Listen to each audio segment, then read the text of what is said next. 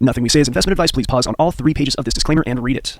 Nick Petruzzello here, and it is the Wednesday. It's the Wednesday. It's Wednesday, March 11th. It is 6 p.m. EST. This is the Trading Markets and Crypto Zoom call for the Brotherhood of Ancestral Masculinity, the B.A.M. We got a couple guys here. How you guys doing? Doing well. So it's always good to have you guys on, and we're just kind of sharing some more stories. I got Larry here with me, who is an Algo Factory members. It's a company that I own. I teach people how to trade. Essentially, the way that we trade is we tilt the casino just a little bit in our favor. So you'll win 6 out of 10, and you're going to win a little bit bigger than you lose. You're always going to lose some. So there's consistent losing. It's just more consistent winning. And when you can tilt the odds even a little bit in your favor over time, that's profitable. So this is very data science based, and it's very mechanical. There's no guesswork. You're not rolling the dice, and it's actually really simple to do, but it's not easy. And the reason it's not easy is because people's emotions get in the way and they don't trade their plan, even if they plan their trade. And sometimes they don't even plan their trade. You gotta plan your trade and you gotta trade your plan. So that's the short version of what we do. When people come onto this Zoom call, they may have questions about a broad range of things. It might be just the stock market, bond market. It might be, how is Iran going to affect everything? The war in Iran. It might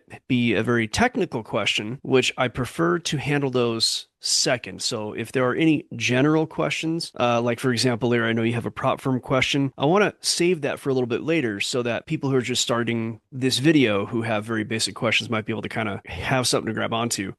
So do either of you have any more basic questions about this subject right now? What's up, CG? You got a question? If we're gonna start there, I would say, like, when things like this are happening, like the war is specifically impacting like the oil prices in that particular industry, what do you typically advise? Or not, maybe not advise, but think. Yeah, I appreciate that. I'm not licensed to give advice, but I can tell you what I do. Now, it's a tricky one because the markets are so manipulated. Markets have a lot of debt in them, and what's going on with the current market? Yeah, oil went to like 120 from 60 to 120 in a pretty short time, and then it got pushed down to like 80, and it's at 85 right now. Now, that's very unpredictable. You could also take a look at silver. Silver just had a massive move, went up to 120 and got crushed all the way down to like 60 something, and now it's sitting as we speak at 85. And I'll correct myself, oil is actually at 93 right now. So with all of that said, you have to understand that there are market shocks that will push price in what us technical traders call a very unexpected direction. But once that market shock is sort of digested and understood, the market becomes predictable in a new way, right? So I can apply this to the charts if you like. So let me, right now we're looking at the Euro chart. We'll come back to that, but let's take a look at the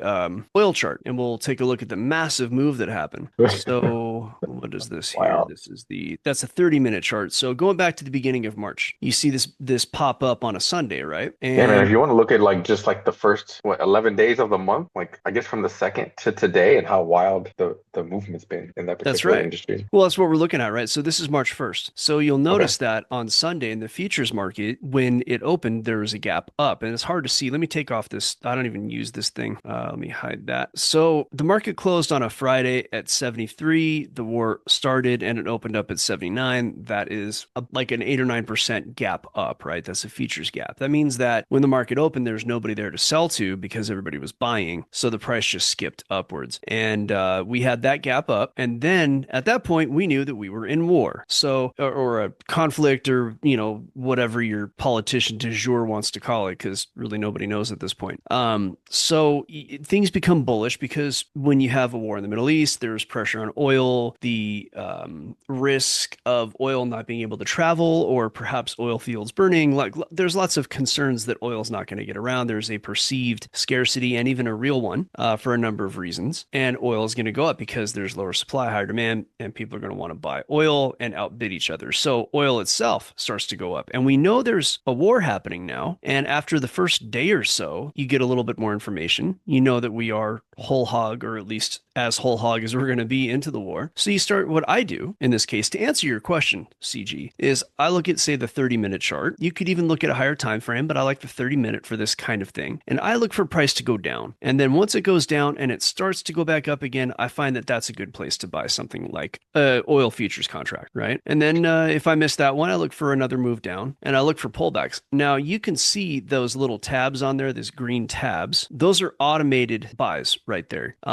I have everything ready to go. I could actually connect this to a given exchange where there are oil contracts. I built that algorithm. That's my algo that I built.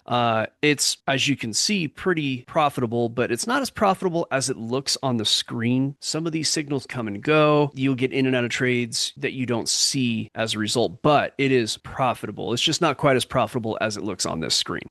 All honesty here, right? If you're watching this, sometimes you see a signal and it goes away. So I tell the computer not to enter until a candle after the signal. And even then, maybe every 5 or 6 signals, it goes away.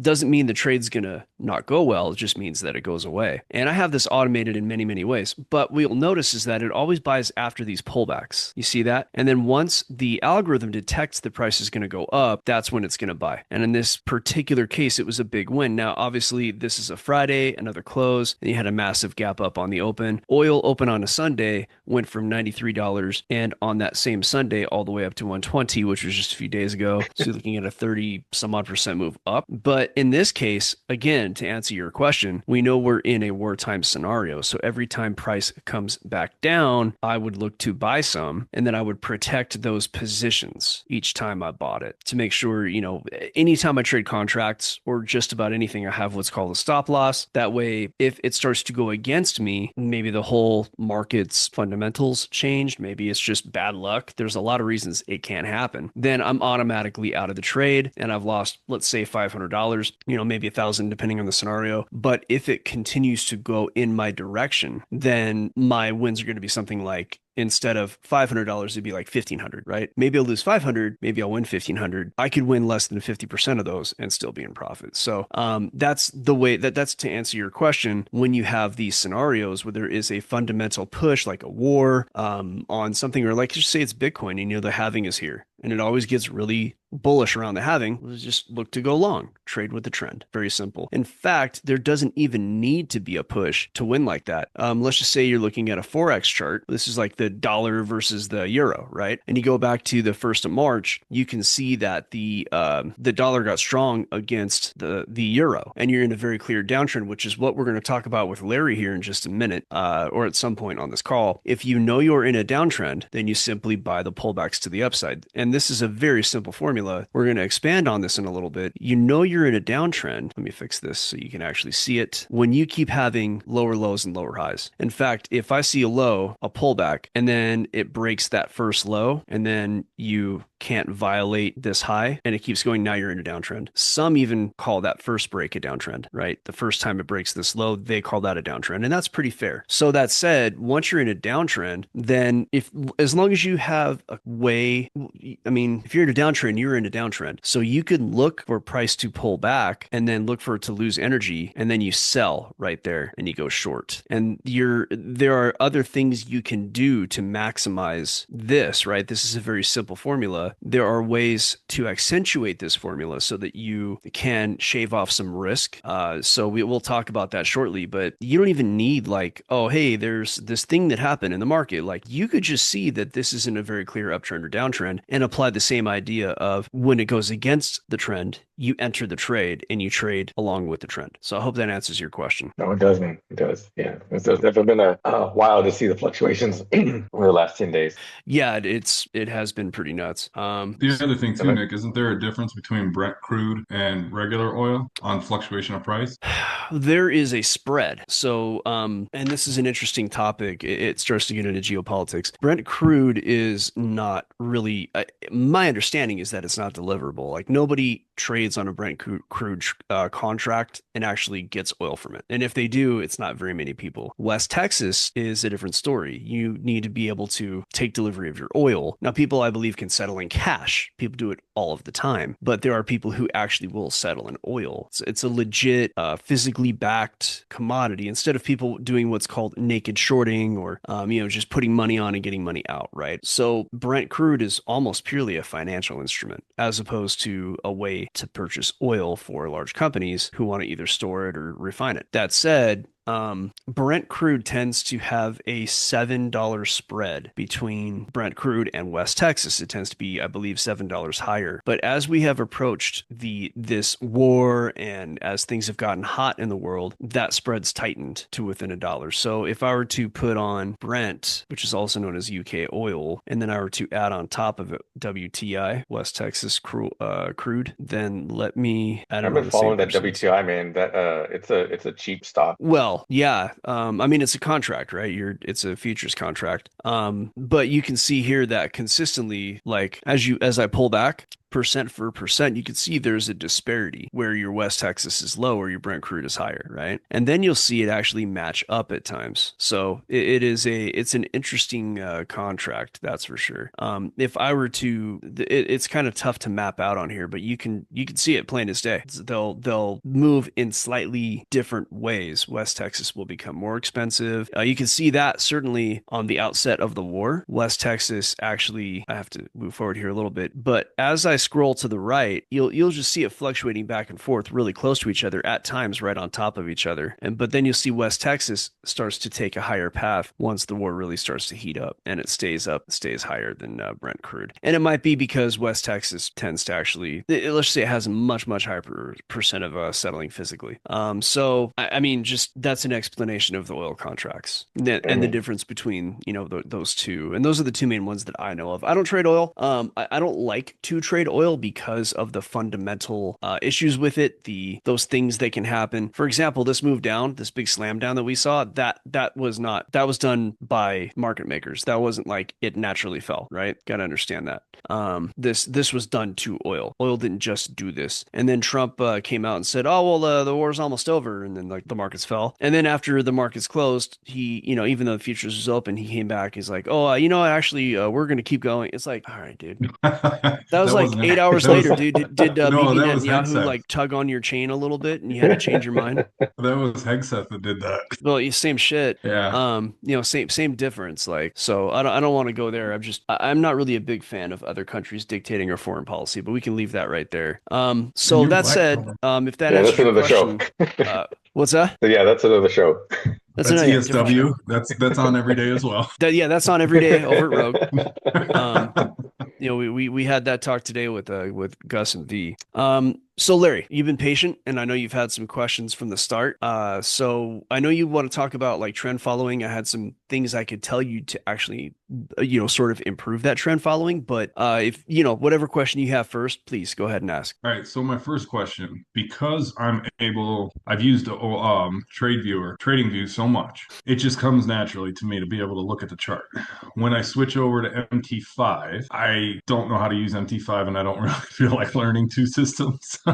Where are you on Meta because of the Yeah, the the prop firm prop firm? trades it. Yeah, the prop firm trades in Meta. You're just gonna have to get used to that. Okay. I mean, there are like integrations. I have actually used some integrations, but I mean, are you trying to execute on TradingView, or can you just watch TradingView and execute on MT5? What I'm doing is I'm using the template on TradingView. Okay, so you know how like if you're going long, right? So I'll put the long template up, and then that gives me all of the information that I need for the risk to reward, how many pips and all that. But then when I go to transfer it into MT5, I think I need to close the gap on the contract size and what that actually means. Because like Oh, TradingView, I could just trade it, I can change it, I can put in what I'm risking, all that good stuff. yeah, it does the math for you. You're talking about pips and lots.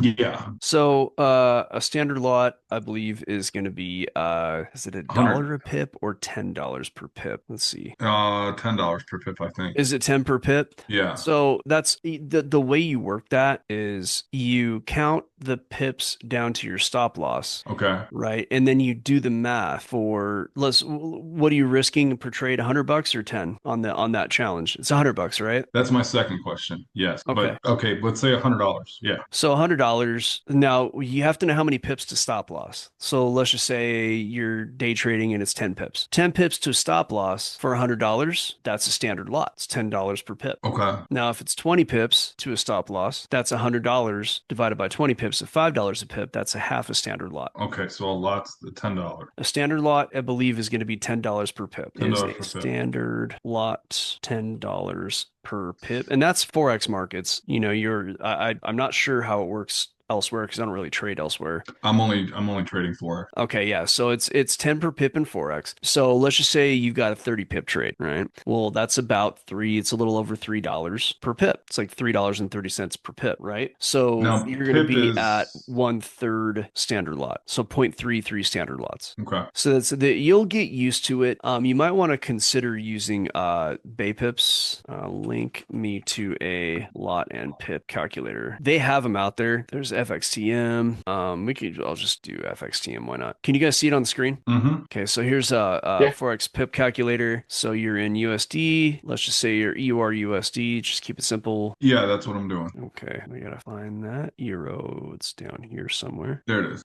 Trade size 1 lot. Pip amount. Let's say you got 30 pips, right? Okay. This is a $300 trade. So if I didn't that's want to do how that- many pips to stop loss, right? Okay, but now what if I wanted that to be $100, right? Then I would just do 30% or 0.3 lot size. Technically Yep, 0.33. perfect. Yep, thank you. All right. Yep. So you got to trade, your pips are going to be the same because the way that we trade technically, flipping back to the chart, and I'll go with the euro here, we will design our trade based on the technical aspects of the chart. So let's say that, I knew the future and I wanted to go long here. I would have a stop loss probably, somewhere like here, and I'd have a take profit probably somewhere like here. So we look from our entry, which is right there. Well, if you have the labels on the template, it'll tell you how many pips it is. Oh yeah, but for educational purposes, right? Oh, Just okay. understand it here. Sorry. I'm sorry. So your entry is at 115,734. Your stop loss is down at 115,479. So that's going to be 73 pip, 73 down to 47. So that's going to be like 73 to 47 is going to be like 26 pips. Yeah. So you're at 26 pips. You go to your pip calculator, you type in 26 pips. You want a $100 trade. It's going to be about Okay, perfect. what is this? You can kind of guess and check, but 0.38 is going to have you right there, 0.4 basically. No, that gets me where I want. Yeah, because my lot size is ridiculous. Yeah, no, you got to change the lot size. Your pip amount's going to be from entry to stop. Just don't forget the spread. What do you mean the spread? So forgetting the spread to get you killed. So whenever you do a stop loss, like your typical spread on Oanda for the euro versus the dollar is I always do 2 pips. It's usually like 1.5 to 2. Right now it's 1.7. So if price goes down to your stop loss, which is right here at this 115.47, right? Yeah. In reality, there's a spread, and it's going to. Oh, there goes my JPY trade. Which way is it going? I'm gonna take this. We'll come back to this conversation. I'm gonna take. Yeah, no, jump on it because I've been on this one all day too. Sorry, I got some tea here. Yeah, it's going fast too. Yeah, no, we got to take it. So let's jump over. We're gonna take a live trade. It's great. I love doing this on this show. Now here's the thing. I may win this trade. I may lose this trade. It broke and retested right at it broke and retested. Yeah. So I'm gonna have a couple entries on this. I'm gonna take the trade as we designed. That's my third question for you. I have another. I'm evolving as a trader. Yeah, we'll get to that. Let me enter this trade and we'll talk about it. So my stop loss, this is USD JPY, stop loss 158.182. Okay, so let me do 158.182. And let's see. Now I'm gonna have 2 separate trades. I'm gonna half size on this. Okay, so that's in half size trade. Now what I've done here, just so you guys, Larry, you've probably been following this all day long. At Algo Factory. My levels aren't the same as yours are though, for some reason. Okay. Or are you trading on the what do you call it? Are you trading on Oanda or are you trading on the prop firm? Both actually. I'm running my personal on Oanda, and then I mirror the same trade on the prop firm. Okay. So either way, so we'll get to it. So on this trade at noon EST, I put that I'm considering this USD JPY setup, right? But I was waiting for the algos to kick in, and they did. It's a risky trade though. It's a breakout trade. It's not it is a textbook breakout trade for me. Yeah, It's a because it three just to one broke risk to structure. reward ratio, right? So we'll talk a little bit about this trade. And I mean, I take my trades not like when I scalp, I'm in and out. I don't show that to people. There's no way that anybody's going to follow me on that. So those trades I don't really talk about. But these larger trades, I take them in front of Algo Factory. They get to see me win. They get to see me lose. Now the riskiness of this trade is that we have a little bit of structure going back to what is this 13th January, right? So we could see price connect up here and reject. So as price gets up to this area, I may consider either protecting my trade, getting out of the trade, or just taking some profit off, maybe taking some risk off, right? Because this structure is in the way. So right now, though, this appears to be breaking out, and algorithmically, it may be breaking out. We're going to see. I think it will. Everything on my algos say that it's a high probability breaking out. And Larry, you know that my algos are pretty good at this. So that said, I expect the price to head way higher than the trade I'm going to take. I actually expect the price to possibly, and it depends on geopolitics, to be honest with you, but I expect the price to go up to about here. But I'm not going to bet on it going all the way up here because of some older structure. Now, not the structure I'm worried about that's actually right there where price could reject at that. Your first line's 161,980. That's my take profit. I'm going to take profit a little below that actually. And the Good reason Lord. that is there is as I zoom out to the daily chart, not this shit. Just trading view's been really glitching out on me with these arrows. That's another sidebar conversation. I witnessed manipulation today in person. Yeah, it'll happen, but let's not get distracted. So let me exit out of here. All right. Yeah, what the hell, man? The trading view's been just geeking out on me lately with these arrows. Okay, good. Yeah, this happened to me yesterday. It's gonna reload. Apologies. We can blame trading view for being stupid. Okay, so back to what I was saying. Now, this bit of structure all the way back here is a concern for me, right? So I'm gonna exit below that. This current breakout is a multi-month breakout going back to January 25. We are at yearly structure, but I'm looking at everything I'm seeing saying that there will be a breakout. But there are two structural points that I have to be concerned with. This one and this one that I showed you earlier, and this one that is at like the exact same level as this one. It is a double structure. Therefore, we could run into a rejection at that level, and that is very high time frame structure. So what I will be doing most likely as I zoom back in, first of all, that problematic structure that I talked about is this one right here, the one that you just mentioned, right there. This is that yearly, that double structure. If you zoom in, it's right here. So whatever I do, by the time price gets up there, there is a decent probability that I will have my stop raised up to entry. Okay, that may very well happen. It's a very high likelihood. But this is such a great breakout setup, especially on the algorithmic side, that it's worth it for me to risk. And on top of that, if I zoom in a little bit more, see here we are with this geek out shit. Why is it doing this? Delete. Okay, hopefully it doesn't have that problem again. If I zoom in a bit more down to where you can actually see my trade, so the 30-minute chart. Okay, so Nice. now you can see I'm a little bit in profit, but the this area right here is the concern. So that's actually, it's not quite a one-to-one, right? But because the whole setup is so good, as price approaches that, my stop loss will go to where I entered. That way, if price goes against me, I don't lose any money. And it all depends on what the algos say, and it depends on a lot of things. As price approaches this level, I will be reassessing. So what I will do is put an alarm at that level. So 159,495, 159,495. I will delete this. I will put a new line on there. 159,495. It's 159,495. Here it is. Okay, so that's the level. I will put an alarm on this as price crosses that range. Why am I not able to put a label on this? They changed everything in here. What's per bar close message? Reassess, exit, manage. So that's an alarm that will trigger. It triggers on my phone. And if price goes right through that, then the phone will say, hey, and my computer, and it'll beep at me and make all these noises. And give me 1 second. Our whole house is sick. Fortunately, I haven't fallen prey here. But as price crosses that, then I'll manage it. So we know that's going on. And this is a 3-to-1. It's actually a little bit better than that. It's a 3.67 to 1 risk to reward trade. So that means putting on $500, I can pull out 5 times 3.5. So that's going to be like 17, 1800. And so a half position size for this particular trade is half that. So it's like $800 or $900. I'm assuming this will pay off by Friday, or at least I'll know what it's doing by Friday. And if I'm that far in profit, I will not mind holding that trade over the weekend, but I will still protect the trade with a tightened stop loss at that point. So we talked about this last week, holding trades over the weekend. It's like the trade that I took last week. Had I held it over the weekend, it would be greatly in profit, but that's just a risk that I don't like to take usually unless I'm in a trade and it's already severely in profit. So this is a trade that I just took live. These are, they're receipts. Now I may lose it, I may not. The result I will share with the group. So now we're in a trade. Now it's official, and I'm just gonna let it run unless something very troublesome happens in the algos, and it's very unlikely that I'm gonna see that. The indicator stack looks like pretty healthy on this. So that said, back to the euro conversation. And this one, by the way, this is all dollar influence because this is actually breaking away from what I thought would happen. I thought it would actually pop up, and it will at some point. But now that this is behaving like it is, instead of it followed the path that I drew all day long. I mean, it really did pretty well with that. But now that we're seeing the breakout, this is diversion, is why I didn't take this trade, because I knew that the dollar effect would have, this kind of effect. So, or I knew it could. And then when it did, it did. Here's a nice trade from, oh no, that's a made up trade. Never happened. We just talked about it.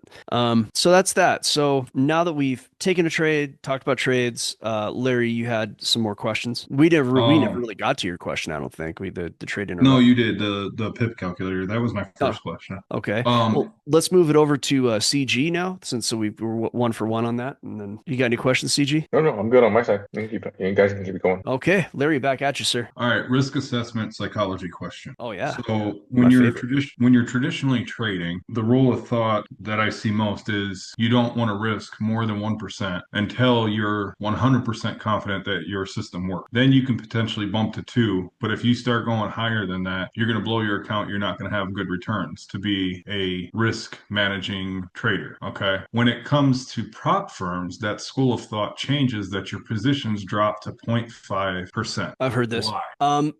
Prop firms have rules.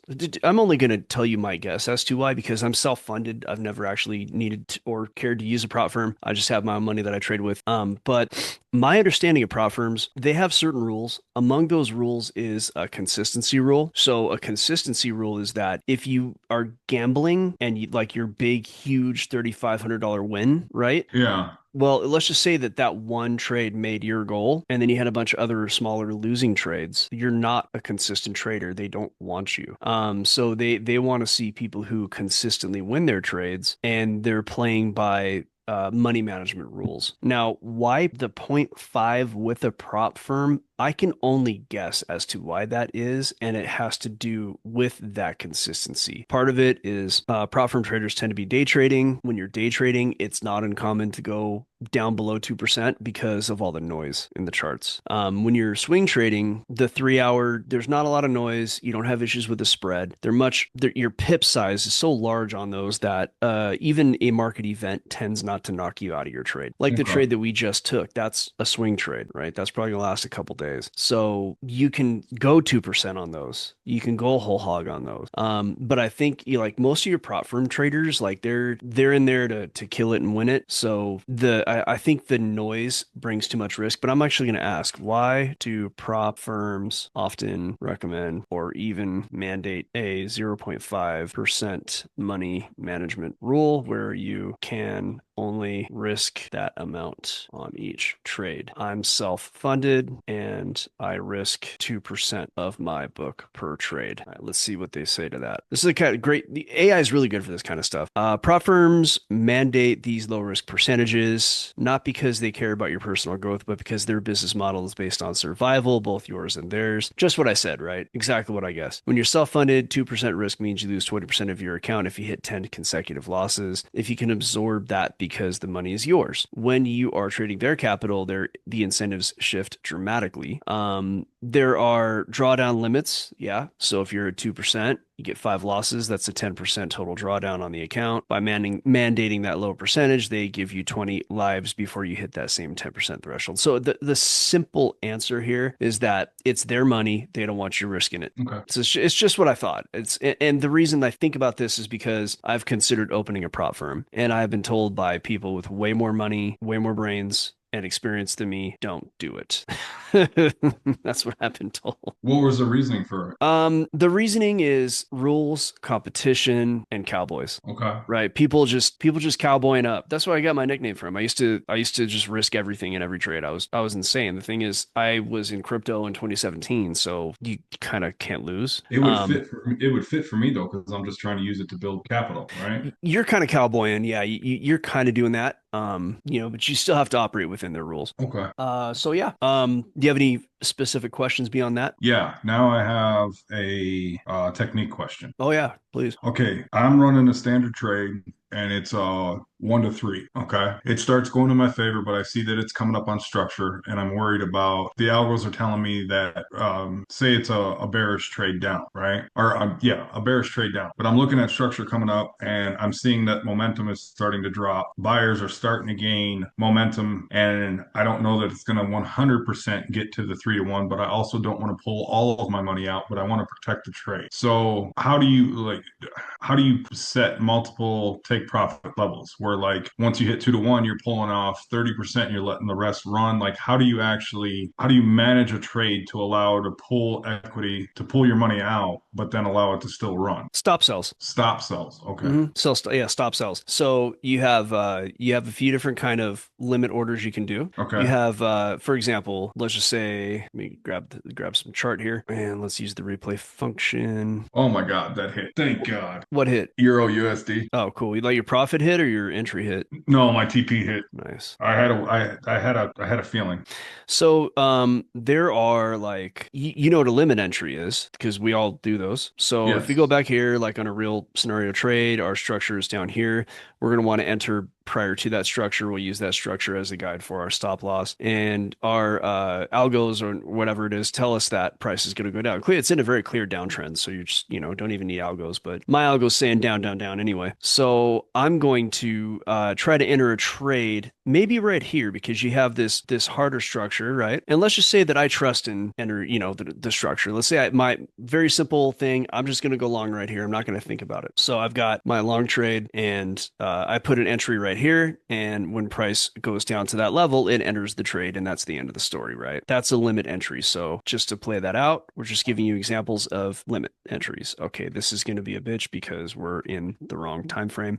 I'll just draw this out. I'll just draw it out. Okay, so price comes down to here, and you're in, right? You just set a limit order. Very simple. Now there is a different kind of limit order where let's just say that you think price is going to go up. Your algos say that this is going to go like this and go up here, right? That's where you plan on, and you want to take a long position, but you don't want to enter the trade until price has broken above this level. You're going to take basically a momentum trade in a sense, where once price breaks above that candle, you feel that there's enough bullish energy to take you to your target. So until it breaks that, you're not interested in being in this trade, right? So let's just say your entry is going to be a little above that, like right here. People trade this way. This is called the buy stop. So you're actually going to enter the trade instead of coming down to go long, which is what we did before. We came down, got our entry, and then we bounced long, right? That's a simple limit entry. Price is moving in the opposite direction of your preferred trade. And once it enters here, this is an order that you set, you walked away. As soon as it hits that, you're in the trade. Your stop loss and take profit are automatically set because you can automate that, which is a very simple thing to do. I mean, it's built into, this isn't like bot trading. It's just simple old school trading, right? That's opposite the direction you want to go. Well, in this case, this new trade is in the direction. Your entry is on the way up. So you're going to go long above the current price. That is a buy stop. That means that when price comes above this level, you're going to bet on it going higher. That's a buy stop.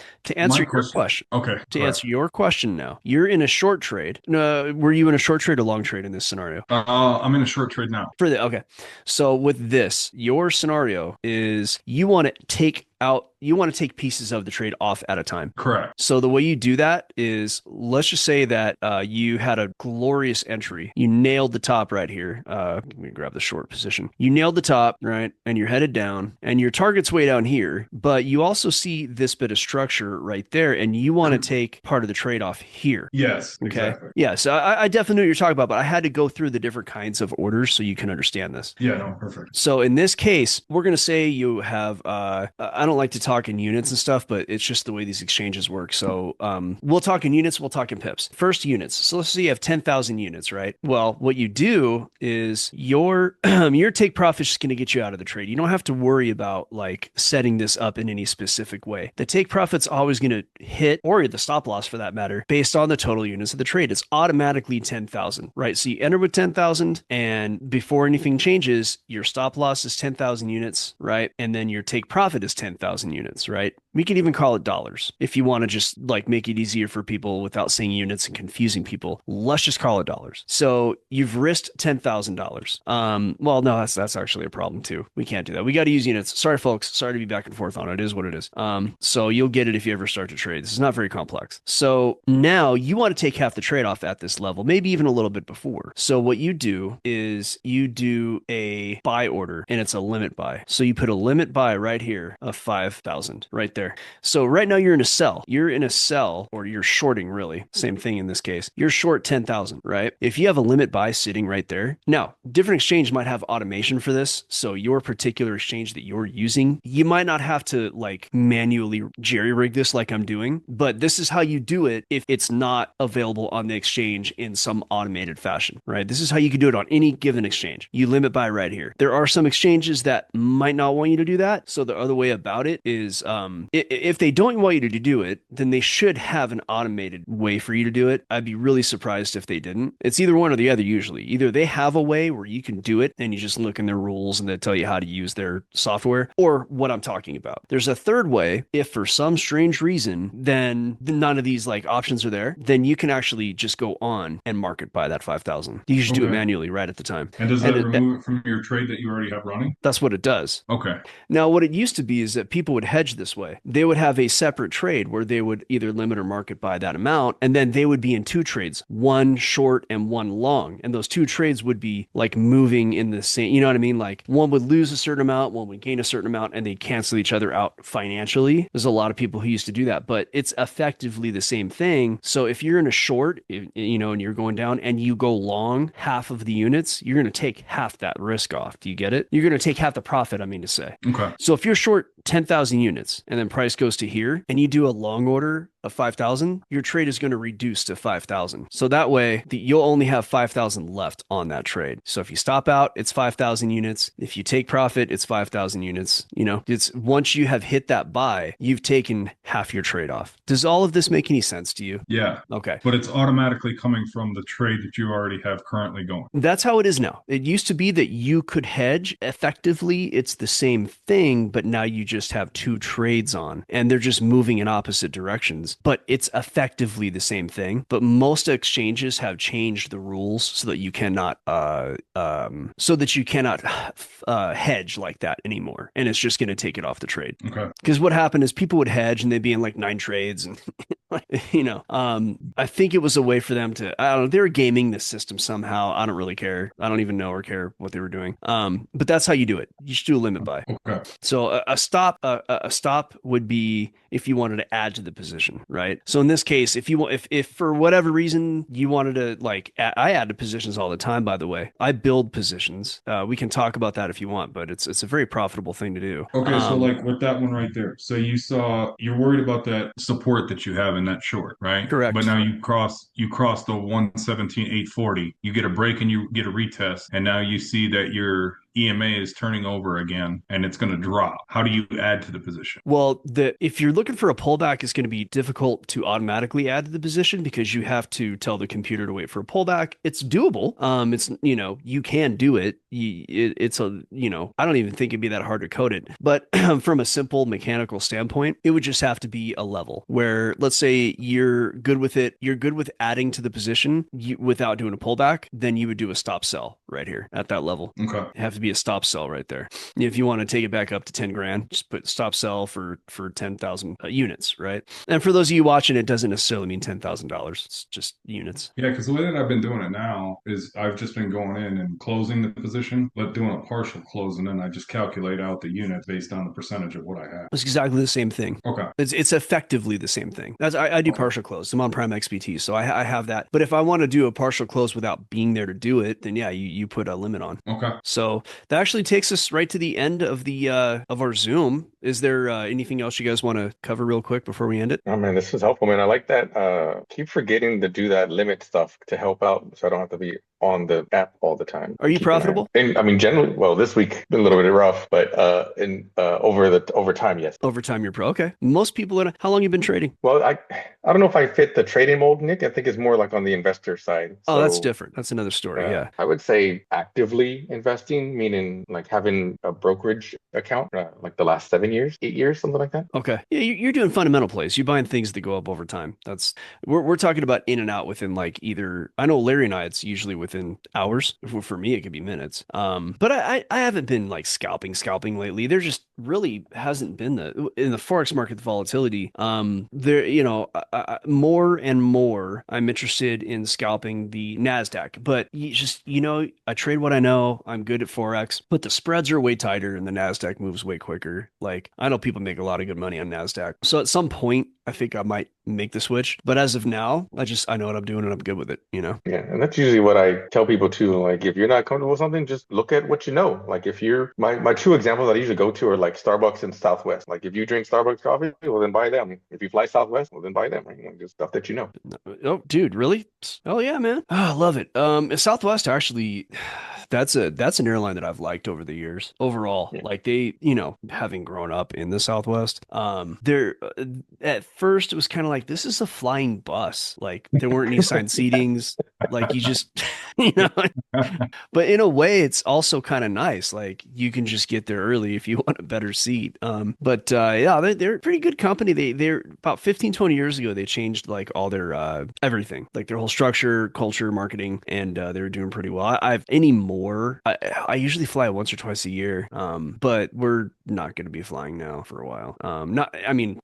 Flew last year with the kids. It's not necessarily an issue with the kids. JPY crashing out. It's just a retest. Yeah.